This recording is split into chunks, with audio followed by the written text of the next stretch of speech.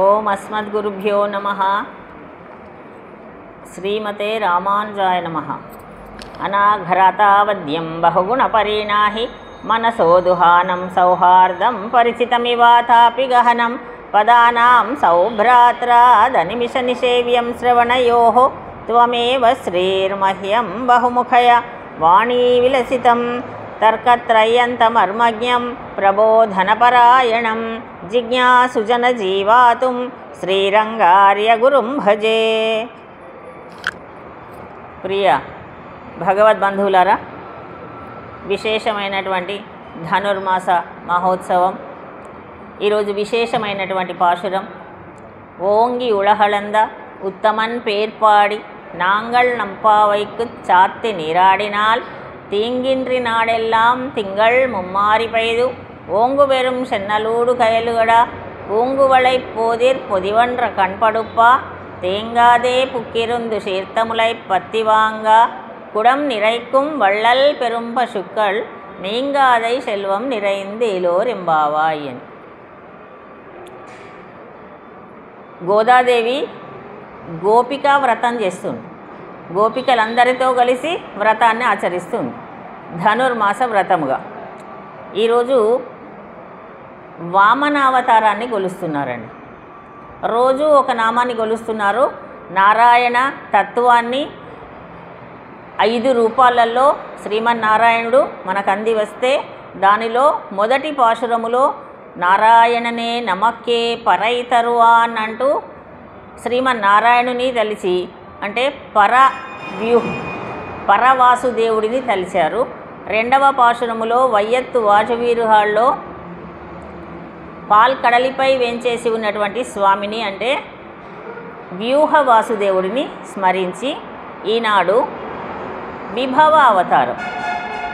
విభవ అవతారమైనటువంటి వామన అవతారాన్ని కొలుస్తూ ఉన్నారు. శ్రీకృష్ణ పరమాత్మ కోసమని వ్రతాన్ని ఆచరిస్తూ, ఎందుకండి వామనమూర్తిని తెలవడం? శ్రీమన్నారాయణుడి యొక్క అవతారములో ఒక అవతారమే శ్రీకృష్ణ పరమాత్మ.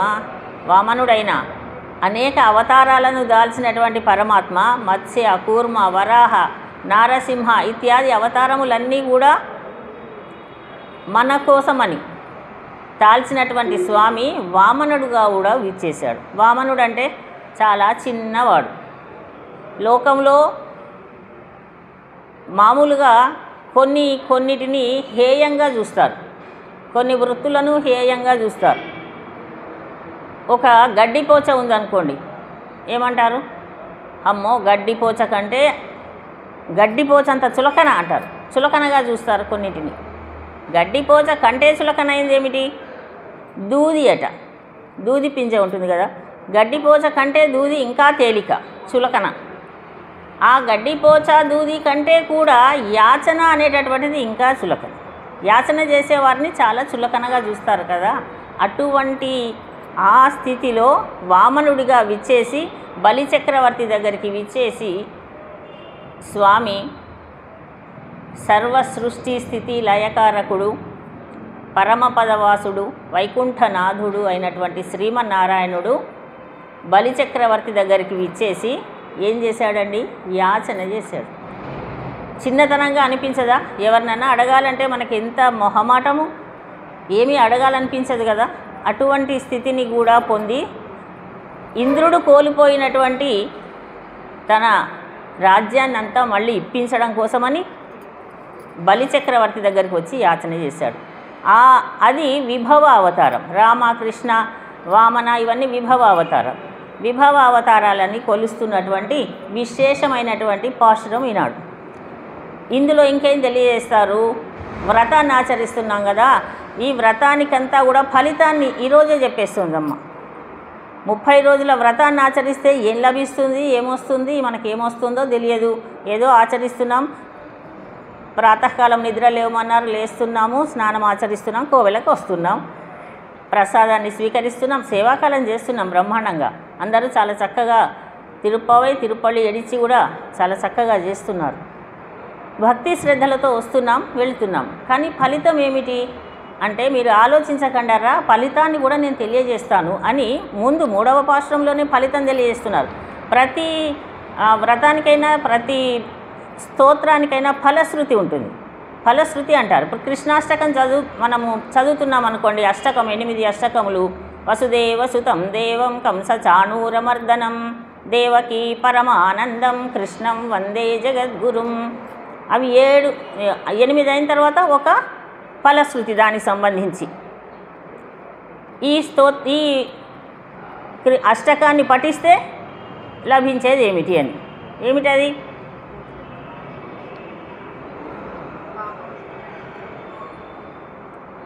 వసుదేవ సుతం దేవంలో ఫలశ్రుతి ఏమిటి? కృష్ణాష్టకమిదం పుణ్యం ప్రాతరుత్థాయ యఃపఠేత్ కోటి జన్మ కృతం పాపం స్మరణేన వినశ్యతి. కోటి జన్మలలో చేసిన పాపం అంతా కూడా స్మరిస్తే చాలు. ఎవరిని? కృష్ణ. అందుకే కృష్ణ శ్రీకృష్ణ శరణం మమ సర్వం శ్రీకృష్ణ అర్పణమస్తు. కృష్ణ పరమాత్మ యొక్క జన్మ వృత్తాంతాన్ని తలవండి తెలియజేశాడండి పరమాత్మ, శ్రీకృష్ణ పరమాత్మ భగవద్గీతలో. జన్మ కర్మ చ మే దివ్యం ఏవం యో వేత్తి తత్వతః త్యక్త్వా దేహం పునర్జన్మ నైతి మామేతి సోర్జున చెప్పాడు. అయ్యో మీరు చేయవలసింది ఏమీ లేదర్రా, నా జన్మ వృత్తాంతాన్ని మీరు వినండి చాలు. వినడంలో గొప్పతనం తెలుసుకుంటున్నాం కదా మనం ప్రతిరోజు. ఏం వినాలి అంటే పరమాత్మ యొక్క జన్మ రహస్యాన్ని వినడమే మన పని. వింటే ఏమవుతుందండి అంటే మన జన్మలన్నీ ఎట్లాంటివండి? మన జన్మలంతా కర్మను బట్టి వచ్చినటువంటి జన్మలు. మనం చేసుకున్నటువంటి కర్మను అనుసరించి మనకు మళ్ళీ జన్మ. ఇప్పుడు మంచి పనులు చేసుకుంటే మంచి జన్మ, ఇంకా మంచి పనులు చేసుకుంటే అసలు ఈ జన్మ అనేది వద్దండి, మాకు జన్మ రాహిత్యం కావాలి, హాయిగా వైకుంఠంలో పరాత్పరుని చెంత ఉండాలి అంటే సులభంగా ఆచరించే వ్రతం ఇది. ఈ నెల రోజుల ధనుర్మాస వ్రతంలో వస్తే పరమాత్మ మనకొక మార్కులు మనకేసేస్తూ ఉంటాడట అక్కడ. ఇంకా మనకి మార్గం సులభమై పరమపదంలో ఉంటాం. లేదండి ఇంకా జన్మలు కావాలి, మాకు మోక్షం కావాలి, మాకు స్వర్గం కావాలి అంటే దానికి మంచి పనులు కాస్త చేసుకుంటే చాలు, కొన్ని రోజులు స్వర్గంలో ఉంటాం. ఇలాంటివి తెలుసుకుంటే అయితే కృష్ణ మన జన్మలు మనకు తెలుసు. మామూలుగా చేసుకున్న పనులను బట్టి జన్మలు వస్తున్నాయి, అనేక జన్మలు. కృష్ణ పరమాత్మ ఏం చెప్తున్నాడు? నా యొక్క జన్మ రహస్యాన్ని నీవు వింటూ ఉండు. వింటే ఏమవుతుంది అంటే జన్మ కర్మచ మే దివ్యం ఏవం యోవేత్తి తత్వ త్యక్త్వా దేహం పునర్జన్మ. నీవు ఎప్పుడైతే ఈ దేహాన్ని వదిలేస్తావో, ఇది ఎప్పటికైనా జరిగేదే కదండి, దేహం ఎప్పుడు ఉండేది కాదు. ఈ ప్రకృతి మండలంలో ప్రతి వస్తువు ఎప్పుడు ఉండేది కాదు, నశించున్నది. మర్త్య లోకం అని పేరు. ఈ లోకానికి ఏమని పేరు? మర్త్య లోకం అంటే మార్పు చెందుతూ ఉండేది, చివరికి నశించున్నది. అందుకని నశించిపోయిన తర్వాత, ఈ దేహం నశించిన తర్వాత త్యక్త్వా దేహం పునర్జన్మ నైతి మామేతి అర్జున. నీకు మళ్ళీ పునర్జన్మ అది ఉండదు నాయన, నీవు నన్నే చేరుతావు. ఇంతకంటే సులభం ఇంకేముందండి? కృష్ణ పరమాత్మ అంతా వచ్చి మనకు చెప్తే మనం కనీసం రోజుకు ఒక శ్లోకమన్నా భగవద్గీత శ్లోకము దాని భావాన్ని పఠించడం అలవాటు చేసుకుంటే మన జన్మ కూడా దివ్యంగా. ఈ తిరుప్పావైలోని భావం అంతా వింటే సకల ఉపనిషత్ సారమే. తిరుప్పావై అంతా ఏమిటి? భగవద్గీత అంతా ఏమిటి? ఉపనిషత్ సారం. ఈ జన్మ రహస్యాన్ని తెలుసుకోమన్నారు కనుక ఈనాడు వామనమూర్తి యొక్క జన్మ రహస్యాన్ని తెలియజేస్తున్నారు.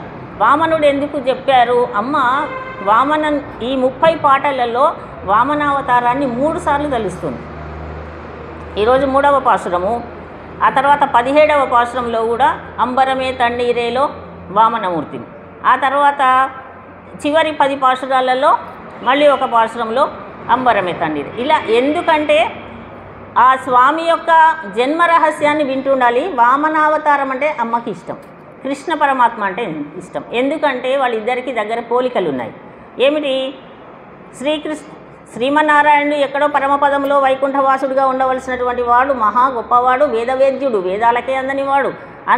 అంతటి పరమాత్మ ఒక వామనుడిగా చిన్న రూపాన్ని స్వీకరించి, యాచన స్వీకరించి ఏమయ్యాడు?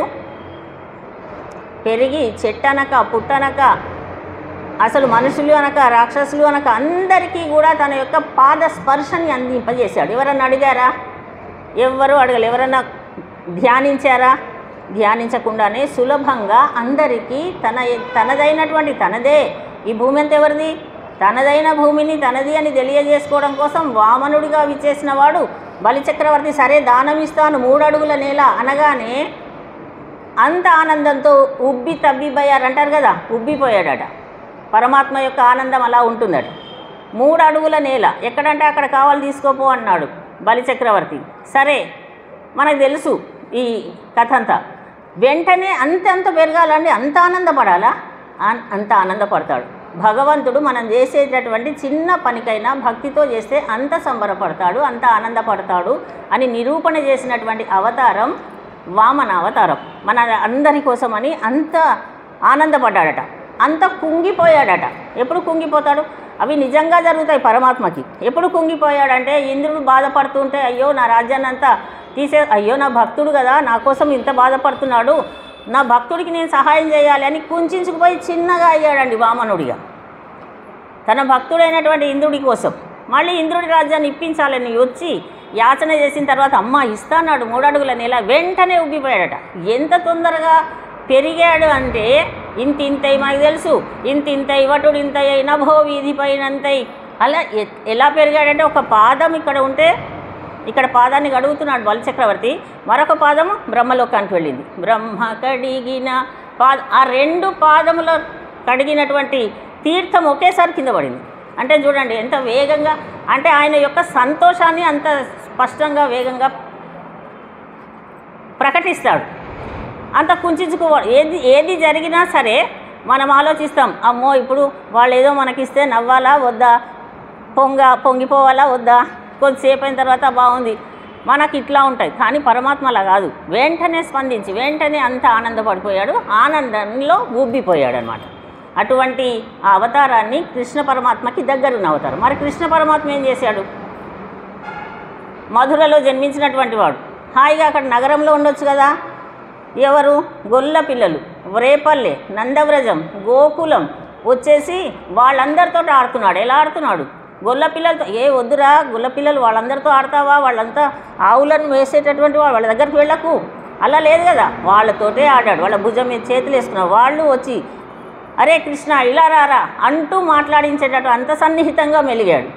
అంటే సామ్యం చూడండి, మన వామనావతారానికి కృష్ణావతారానికి సామ్యం పోలిక చాలా దగ్గరగా ఉందని అమ్మ గోదాదేవి వామనుడిని ఈరోజు వామన అవతారాన్ని తలుస్తూ మనకు సత్ఫలితము లభిస్తుంది ఈ వ్రతము చేస్తే అంటూ ఈ వ్రతానికి కావలసినటువంటి ఫలశ్రుతిని తెలియజేసింది. ఎంత విశేషమైనటువంటి పాశురం అంటే ఇవాళ ఏ శుభకార్యం జరిగినా కూడా దీనిని ఆశీర్వచన మంత్రంగా కూడా తీసుకుంటారు కదా. అందుకని అంత విశేషమైనటువంటి పాశురం ఈనాడు మన 3వ పాశురం. అయితే నారాయణ అనేటటువంటి, నారాయణ అంటేనే అర్థం తెలుసు కదా మనకు. ఏమిటి నారాయణ అంటే? అంతటా వ్యాపించి ఉండువాడండి. కొన్ని పదాలు వాటి అర్థాలు చివరి వరకు మనం మంచి చక్కగా గుర్తుంచుకోవాలి. నారాయణ పదం ఏమిటి అంటే అంతటా వ్యాపించి ఉండడు. ఇక్కడ ఉండడండి ఏమో అనడానికి వీల్లేదు కదా. మనకు ఒక పద్యం కూడా తెలుసు, ప్రహ్లాదుడు చెప్పాడు, ఇందుగలడు అందు లేడను సందేహము వలదు చక్రి. చక్రి అంటే ఎవరు? విష్ణుమూర్తి. చక్రి సర్వోపగతుండు, ఎందెందు వెతకి చూచినా అందందే కలడు. నిరూపణ చేశాడు కదా, నరసింహస్వామిగా విచ్చేశాడు. అందుకని ఇది మర్చిపోకూడదు. నారాయణ తత్వం ఏమిటి? అంతటా వ్యాపించి ఉండే తత్వం. సరే వేదాలలో చక్కగా మంత్రాలలో చెప్పారు, అంతః బహి అంతర్బహిశ్చ తత్సర్వం వ్యాప్య నారాయణ స్థిత. ఈ మైకులో ఉన్నాడు, ఈ సరస్వతి పీఠలో ఉన్నాడు, బల్లలో. అందుకని పెద్దవాళ్ళు మహాపండితులు ఏం చేస్తారంటే వెళుతూ ఉంటే చిన్న బల్ల కానీ ఏదన్నా సరే, మనమేమో కనీసం పుస్తకము కాలుకి తగిలితే నమస్కరిస్తాం, కానీ పెద్దవాళ్ళు ఓ బల్ల తగిలినా లేదు ఇలాంటివి ఏదో ఒక వస్తువు కాలుకి తగిలినా నమస్కరిస్తారు. ఇదేంటి ఇంత గొప్ప పండితుడు అంటారు, ఆ చిన్న బల్ల ఆ పీఠకి నమస్కరిస్తున్నారు, కుర్చీకి కాలు తగిలింది కదా అని. అంటే అంతటా నారాయణ తత్వాన్ని దర్శించే వారి యొక్క ప్రవర్తన అట్లా ఉంటుంది. అందుకని నారాయణ తత్వాన్ని నిరూపణ చేయడం కోసం వచ్చినటువంటి అవతారమే వామన అవతారం. అలా పెరిగినటువంటి అవతారం త్రివిక్రముడయ్యాడు. అందుకని ఆ స్వామి యొక్క జన్మ రహస్యాన్ని వీళ్ళకి ఆనందం అండి. గోపికలకు ఏమిటి ఆనందం? అసలు ఎప్పుడూ పెరుగుట, తరుగుట, ఉండుట, నశించుట మొదలైనవన్నీ ఎక్కడ ఉంటాయి? మనకుంటాయి. ఈ ప్రకృతి మండలంలో పెరగడం కానీ తరగడం, ఉన్నవాళ్ళు ఉన్నట్టే ఉండం కదా. పుట్టినప్పుడు ఉన్న పిల్లల్లాగా ఉంటామా? మార్పు చెందుతూ ఉంటూ ఉంటాం. అటువంటిది లేనటువంటి పరమాత్మ మన కోసమని విచ్చేసి వామనుడిగా విచ్చేసి చిన్న పిల్లవాడు 8 సంవత్సరాల పిల్లవాడుగా విచ్చేసి అంతవరకు పెరిగి అద్భుతమైనటువంటి విషయాన్ని ప్రకటించినటువంటి పరమాత్మ తత్వాన్ని ఆనందపడుతూ చెప్తున్నారు. ఓంగి అంటేనే పెరిగి పెరిగి పెరిగి ఉలహు లోకములన్నిటినీ అళ్ళందా కొలిచినటువంటి పెరిగి లోకాలన్నిటినీ కొలిచినటువంటి ఆ స్వామికి ఉత్తమన్ పేరు పాడి ఈరోజు ఓంగి ఉలహళంద ఉత్తమన్ పేరు పాడి ఎవరి పేరు పాడద్దాం ఈరోజు అంటే అంతెత్తు పెరిగి లోకాలన్నీ కొలిచినటువంటి ఉత్తముడైనటువంటి స్వామి యొక్క నామాన్ని ఈరోజు వాడదాం. ఎవరండి ఉత్తముడు అని ఎవరిని అంటారు? తమ కార్యంబు పరిత్యజించియు పరార్థ ప్రాపకుల్ సజ్జనుల్ చెప్తాడు ఏనుగు లక్ష్మణ కవి గారు. అలా ఏతే సత్పురుషులు అంటే ఉత్తములు కదా. ఏతే సత్పురుషా పరార్థ ఘటకాహ భర్తృహరి చెప్పాడు. ఏమిటి? ఎవరైతే వాళ్ళ పనులన్నీ వదిలేసుకొని ఇతరులకు సహాయం చేస్తారో వారండి సజ్జనులు, ఉత్తములు. ఇంకొంతమంది ఉంటారు వాళ్ళ పనులు వాళ్ళు చేసుకుంటూ ఇతరులకు సహాయం చేస్తారు, వాళ్ళు మధ్యములు. ఇలా మానవులలో కూడా రకాలు ఉన్నాయి. కొంతమంది ఉంటారు వాళ్ళ పని వాళ్ళు చేసుకోరు, ఇతరులకు సహాయం చేయి వాళ్ళ పనిని చెడగొడతారు. వీళ్ళని ఏతే మానవ రాక్షసాహ ఇటువంటి మానవులలో రాక్షసతత్వం ఉన్నటువంటి వాళ్ళని ఏమనాలో తెలియడం లేదంటాడు భర్తృహరి. అందుకని సత్పురుషుల యొక్క లక్షణాలని ఎవరు ఉత్తముడు ఎవరు అంటే శ్రీమన్నారాయణుడే ఉత్తముడు.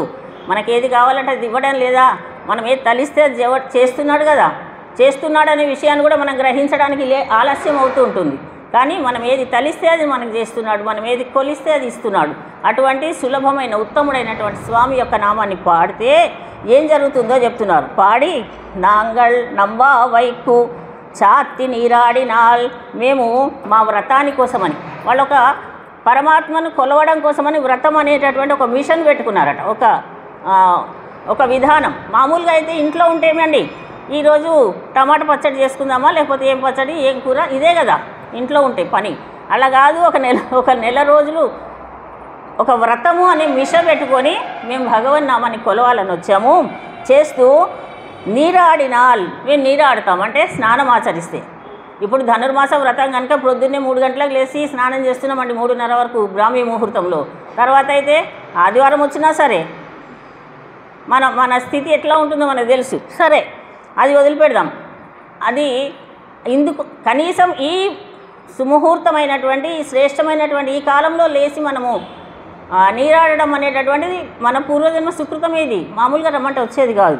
అందుకని అలా స్నానమాడిన వెంటనే ఏమవుతుంది అంటే తీంగిండ్రి నాడెల్లాం తింగళ్ ముమ్మారి పేరు ఓంగు పెరుం చెన్నలూడు గైలుగడా. అప్పుడు ఏమవుతుందంటే నెలకు 3 వర్షాలు కురుస్తాయటండి. అందరూ సత్పురుషుల్లాగా మంచివాళ్ళలాగా అందరి మనస్సులు మంచిగా ఉంటే నెలకు 3 వర్షాలు కురిసేయండి. మనం అనుకుంటూనే ఉంటాం కదా పూర్వకాలం వర్షాలు పడ్డాయి చక్కగా సమయానికి. ఇప్పుడేమో ఎప్పుడు పంట చేతికి వచ్చే సమయానికి చెడగొట్టడానికి పడుతున్నాయి వర్షాలు కదా. అప్పుడు కాలాన్ని అనుసరించి వర్షాలు పడితే వర్షాధార పంటలే ఎక్కువగా ఉండేవి మనకు. అటువంటి సమయం పోయింది. ఎందుకంటే మానవులలో వచ్చేటటువంటి మనిషి యొక్క మనసులో మనిషి యొక్క మనస్సు కల్మషమైంది అంటాడు కాళోజీ నారాయణరావు గారు. మనిషి మనస్సు ఎప్పుడైతే కల్మషం అవుతుందో ప్రకృతి మండలం అంతా కూడా మార్పు చెందుతూ వస్తుందట. అందుకని మేము భగవన్నామాన్ని స్మరించాలనే త్వరతోటి, కోవెలకు రావాలనే త్వరతోటి, అందరూ కలిసి వ్రతాన్ని ఆచరించాలనే త్వరతోటి బ్రాహ్మీ ముహూర్తంలో స్నానం ఆచరించగానే నెలకి 3 వర్షాలు కురుస్తాయి, పంటలన్నీ కూడా ఏపుగా పండుతాయి అని చెప్తున్నారు. పెరిగి ఎలా పెరుగుతాయంటే వరి చేలల్లో చేపలు తిరుగుతూ ఉంటాయట. అంత సమృద్ధిగా నీరు కావాలి. ఏ పని చేయాలన్నా నీరు సమృద్ధిగా ఉండాలి కదండి. అందుకని ముందుగా నీరు సమృద్ధిగా లభిస్తుంది. లభించిన తర్వాత ఏం కావాలండి అంటే దాంట్లో చేపలు హాయిగా తుళ్ళుతూ తిరుగుతూ ఉండేటట్టుగా ఉంటాయి. అందులో కలువ పూలు వికసిస్తాయి. నీరు ఎక్కడ ఉంటే అక్కడ పుష్పాలు కూడా ఉంటాయి, అందమైన కలువ పూలు ఉంటాయి. అటువంటి ఆ సమయం తేంగాదే పుక్కిరుందు శీర్తములై పత్తి వాంగా ఆనందంగా పెరిగినటువంటి ఆ పంట అంతా కూడా ఎలా ఉంటుందంటే ఇప్పుడు వామన అవతారం త్రివిక్రమ అవతారానికి పంటని పోల్చి చెప్తున్నారు. పంట ఎలా పెరగాలి? పంటలు సమృద్ధి ఉండాలి. ఈ పాశ్రంలో ఏం చెప్తున్నారంటే పాడి పంట రేపల్లెలో వారందరికీ ఆధారం ఏమి? పాడి, పశువు సంపద ఎక్కువగా ఉంది కనుక. పంటలు, పాడి పంట అధికంగా ఉంటే ధన సంపద ఉన్నట్టే. అందుకని వర్షాలు చక్కగా కురిస్తే, పంటలు చక్కగా పండితే, అందులో వాటికి అనుగుణంగా పశువులకు కావలసిన మేత లభించి పాడి పంట సుభిక్షంగా ఉంటుంది. అటువంటి స్థితి కలుగుతుంది అని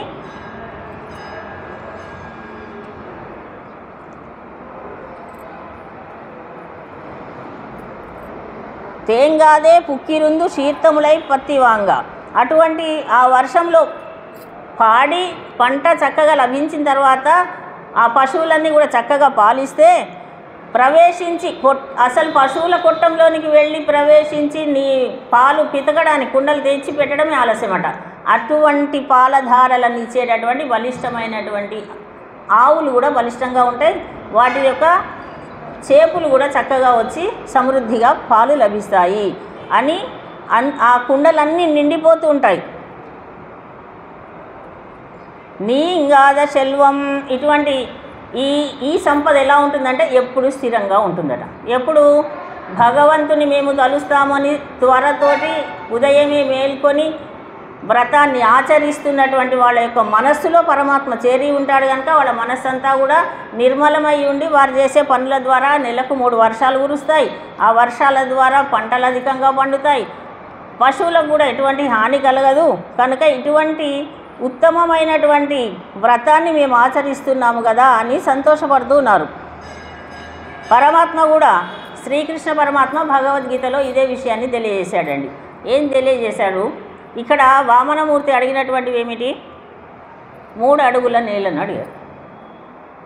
కృష్ణ పరమాత్మ 3 పాదాలలో ఒక విషయాన్ని తెలియజేశాడు భగవద్గీతలో.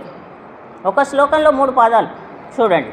యత్ కరోషి యదశ్నాసి యజ్జుహోషి దదాసి యత్ తపస్యసి కౌంతేయ తత్ కురుష్వ మదర్పణం. ఏం చేయాలో తెలియజేశాడండి. ముఖ్యమైన విషయం ఇది. ఏం చేయమన్నాడండి? భగవద్గీత అంతా శ్రేష్టమైనది అంటూ ఉంటారు, కానీ మాకు అదేమో అర్థం కాదండి. భగవద్గీత చదవండి, పరమాత్మనే తానే స్వయంగా చెప్పినటువంటిది కదా. ఏం తెలియజేశాడట అంటే యత్ కరోషి యదశ్నాసి. నీవు అర్జున, నువ్వు నాకు ఇంకా అర్థం కాలేదంటున్నాడు అర్జునుడు. నువ్వు కష్టపడాల్సిన పని లేదు, విను దీనిని ఆచరించు అన్నాడు. ఏమిటంటే నీవేదైతే చేస్తున్నావో, నీవేదైతే భుజిస్తున్నావో దానిని నాకు సమర్పించు. నాకు సమర్పించిన తర్వాత నీవు భుజించు అంటే మానసికంగా భావన చేయాలి. అందుకని మనం ఎందుకంటే ఆరగింపు చేస్తున్నాం, ఆరాధన. మనం వండినటువంటి ప్రతి పదార్థాన్ని భగవంతుడికి నివేదన చేసిన తర్వాత స్వీకరించమని చెప్తున్నాడు. అంతే, నివేదిస్తున్నాం కదా. మనకు తెలిసి మన పెద్దవాళ్ళు మనకు నేర్పించినటువంటిది. ఇవన్నీ తెలిసినా భగవద్గీత శ్లోకం వచ్చినా రాకున్నా ఏం తెలియజేస్తారు మనకు? ఒక పండు తెచ్చుకున్నాం అనుకోండి, అరటి పండ్లు ఇంటికి తెచ్చాము కొనుక్కొని, దేవుడి దగ్గర పెట్టాడురా అంటే పిల్లలైనా సరే తీసుకెళ్ళి దేవుడి దగ్గర పెట్టి ఒక పండు దేవుడికి పెట్టి అట్లా ఉంచి పక్కన మిగతాయి మనం తీసుకుంటున్నామా లేదా?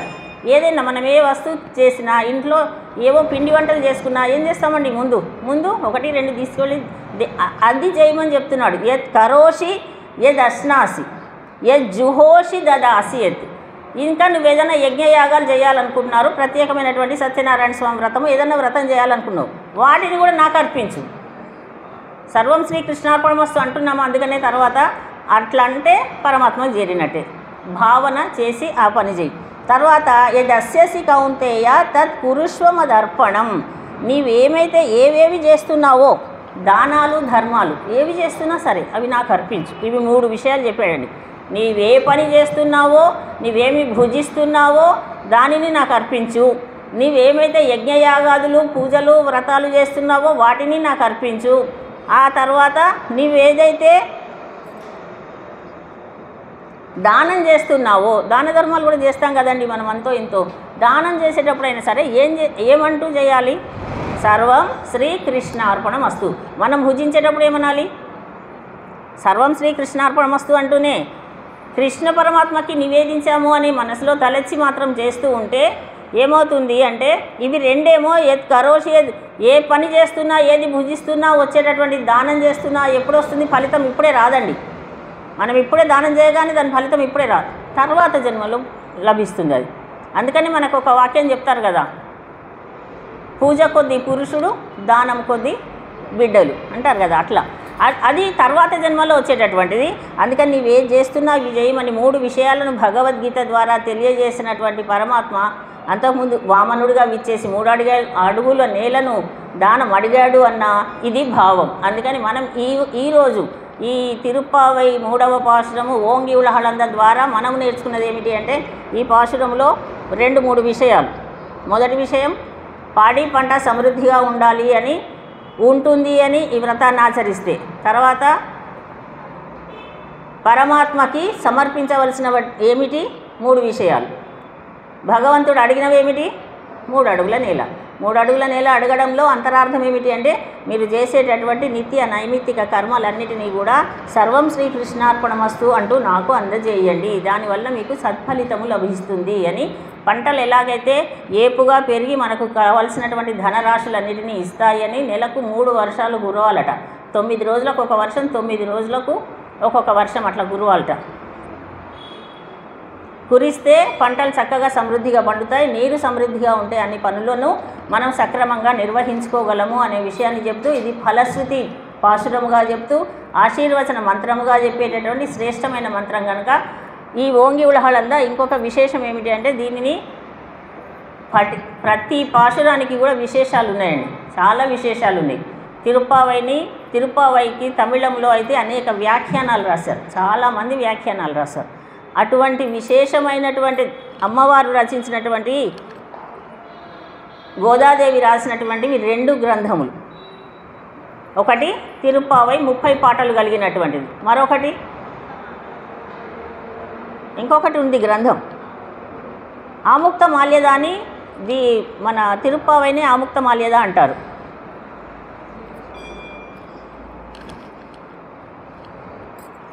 143 పాశురములు కలిగినటువంటి మరొక గ్రంథాన్ని కూడా రచించింది, నాచియార్ తిరుమొజి దాని పేరు. దాంట్లో ఒరునూత్ మనం చేస్తున్నాం, చదువుతూ ఉంటాం మనం. ఒరునూత్తు 43 రైతాన్ వాజియే అంటే ఒరునూత్తు అంటే ఒరునూత్తు 40 అంటే 4, 3 రైతాన్ వారి 3, 1 4 3 సంఖ్య 143 పాశురములు కలిగినటువంటి నాచియార్ తిరుమొజిని అమ్మ రచిస్తే దాన్ని ఎక్కువగా పాడం మనం. 30 పాశురములు కలిగినటువంటి దీనిని మాత్రమే పారాయణం చేస్తాం, దీన్ని మాత్రమే సేవాకాలం చేస్తాము అని ఇలా చేయండి అని మన పెద్దలు మనకు ఏర్పాటు చేశారు. ఎందువలన ఏర్పాటు చేశారంటే పరమాత్మ సన్నిధికి వెళ్ళడానికి మార్గాన్ని చూపించేటటువంటి ఉత్తమోత్తమైనటువంటి గ్రంథరాజం, ఉత్తమోత్తమైనటువంటి దివ్య ప్రబంధం అంటున్నాం. అందుకని ఈ 30 పాటలు చాలు అని నిర్దేశించి చెప్పారు. అందుకని అనేక వ్యాఖ్యానాలు ఉన్నాయి తమిళంలో. తిరుప్పావైకి ఉన్న వ్యాఖ్యానాలు ఇంకా ఏ గ్రంథానికి లేవు. ఇంత విశేషమైనది, ఇంత ఉపనిషత్ రహస్యాలు ఉన్నవి. ఇది సులభంగా మనకు అందుతుంది, మనల్ని సన్మార్గంలోనికి తీసుకొని వెళ్తుంది. సన్మార్గం అంటే ఏమిటి? మంచి మార్గం. మంచి మార్గం ఎటువైపు వెళితే మంచి మార్గం? పరమాత్మ సన్నిధి వైపు వెళితే మంచి మార్గం. ముకుందమాలలో మనకు కులశేఖర్లు కూడా అదే తెలియజేసుకున్నారు. మన శరీరానికి ఇన్ని అవయవాలు ఇచ్చి, మన శరీరానికి ఇన్ని ఇంద్రియములు ఉండి, వాటన్నిటిని కూడా మనము నడపగలిగే శక్తిని మనకు కలిగి ఉండాలని. నాలుక మన మాట వినదండి. మనం ఎవరో వాళ్ళు నా మాట వినడం లేదు, వీళ్ళు నా మాట, మన శరీరంలో ఉన్నటువంటి మన ఇంద్రియాలకే చెప్పుకున్నాడు ఆయన. అందుకనే మన శరీరంలో మన ఇంద్రియాలు మన మాట వినవు. ఇప్పుడు టీవీ చూద్దాం, చదవడం అక్కర్లేదులే, ఇంకా పాఠశాల రోజు పుస్తకం చూసి చదువుతున్నాను, చూడకుండా నేర్చుకుందాంలే అని అనిపించదు. లేకపోతే ఇంట్లో ఏదైనా పని చేసుకుందాంలే, ఇంతే. అందుకనే జిహ్వే కీర్తయ కేశవం మురరిపుం చేతో భజ శ్రీధరం పాణిద్వంద్వ సమర్చయాచ్యుత కథా శ్రోత్రద్వయత్వం శృణు కృష్ణం లోకయ లోచనద్వయ హరేర్గచ్చాంగ్రియుగ్మాలయం జిఘ్రఘ్రాణ ముకుంద పాద తులసి మూర్ధన్న మాధోక్షజమని.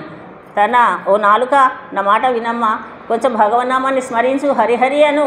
హరిహరి అంటే చాలు. ఇవన్నీ ఇంత పెద్ద పెద్ద గ్రంథాలు ఏం చదవకున్నా, రాకపోయినా సరే 2 అక్షరములు హరి అను, 2 అక్షరములు హరించును పాతకములను అంబుజనాభా హరిని నామమహత్యము హరిహరి హరిహరి అని పొగడంగా వశమే.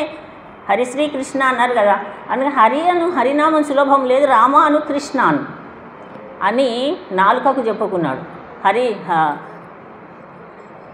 చెవులకు చెప్పుకున్నాడు. ముకుందుని యొక్క కథలు విను, కృష్ణ పరమాత్మ యొక్క కథలను వినండి చెవులారా.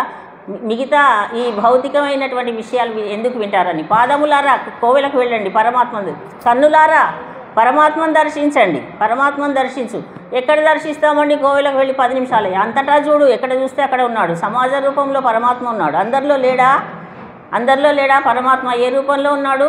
అంతర్యామి రూపంలో ఉన్నాడు. అందుకనే మనం ఒకరిని ఒకరు గౌరవించుకోవడం ఎందుకు?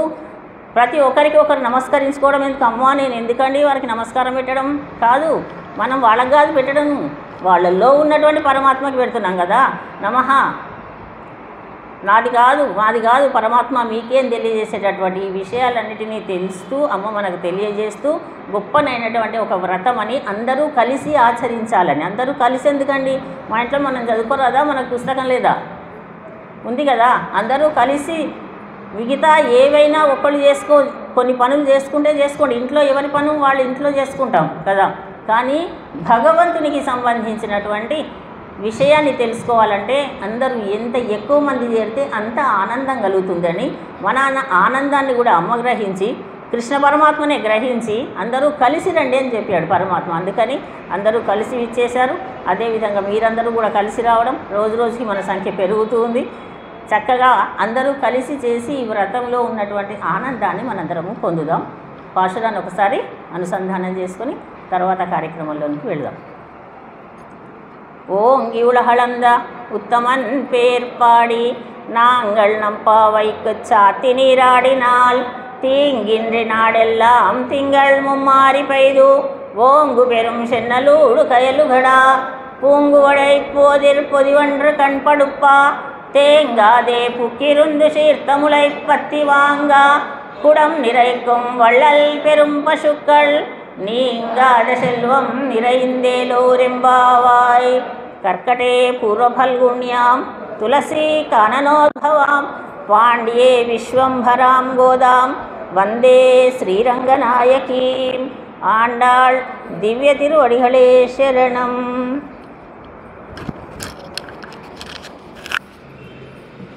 जय श्रीमन्नारायण.